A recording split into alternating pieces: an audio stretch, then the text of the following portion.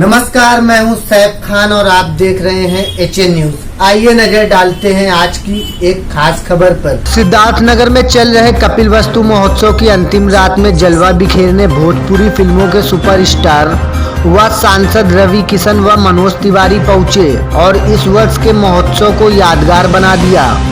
इस दौरान दोनों ने हिंदी व भोजपुरी भाषाओं के चुनिंदा गीत प्रस्तुत किए, जिन्हें सुनकर दर्शक झूम उठे।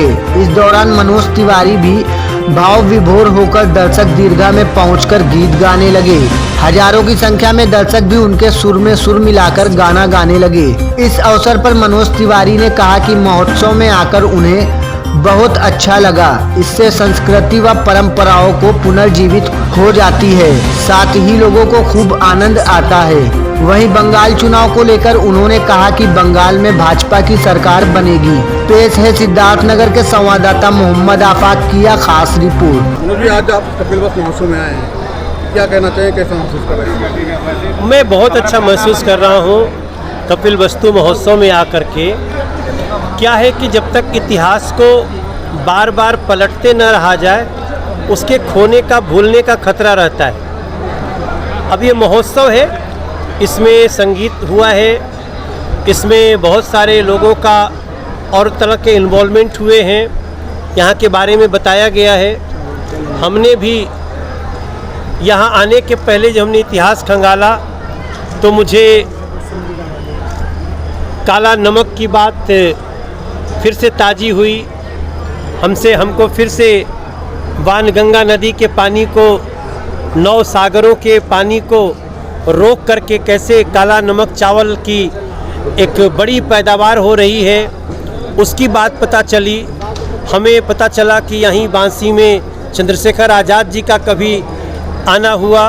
हमें पता चला यहाँ ये भरत से भी जुड़ी हुई भूमि है, भारत भारी, जहाँ पे शिवलिंग की स्थापना भी की है भरत जी ने अपने हाथों से। और गांधी जी के भी अनुयायी यहाँ बहुत, इतनी बातें पता चली। और सबसे प्रमुख कि यहीं के मिट्टी में खेलता हुआ एक बालक जिसका नाम सिद्धार्थ था, वो बुद्ध हो गया और दुनिया के दर्जनों देश उसका पालन करने लगे उस पथ का। तो ऐसी धरती का महत्व, जिसका नाम ही सिद्धार्थनगर पड़ गया, उससे कपिलवस्तु महोत्सव जैसे आयोजनों से और भी उसकी सारगर्दा होगी। मैं धन्यवाद करता हूं यहाँ के सांसद जी का, जगदम्बिका पाल जी।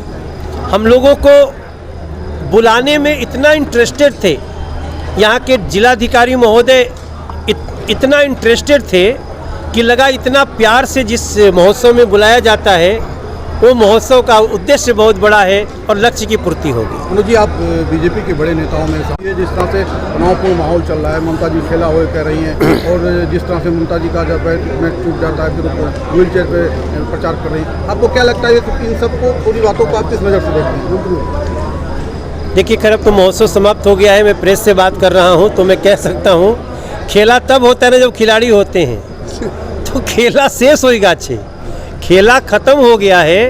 अगर खेल में दम होता ना तो नकली प्लास्टर नहीं लगाना पड़ता। खेल में अगर दम होता तो हम जैसे स्टार प्रचारकों का हेलीकॉप्टर का लैंडिंग नहीं रोका जाता। अगर खेल में दम होता तो एक चोट को प्रतिपक्ष के ऊपर साजिश कह के नहीं मढ़ा जाता। चोट लगी, हमें दुख है, जल्दी ठीक हो जाए। लेकिन जिस प्रकार से 10 साल काम की हुई सरकार अब 10 साल के काम की चर्चा नहीं कर रही है। कभी प्लास्टर की बात कर रही है, कभी व्हील चेयर की बात कर रही है, कभी जय श्री राम कहने वालों को तमाम तकलीफ़ें दे रही है। तो हम जो देख रहे हैं, पश्चिम बंगाल पूरी तरह से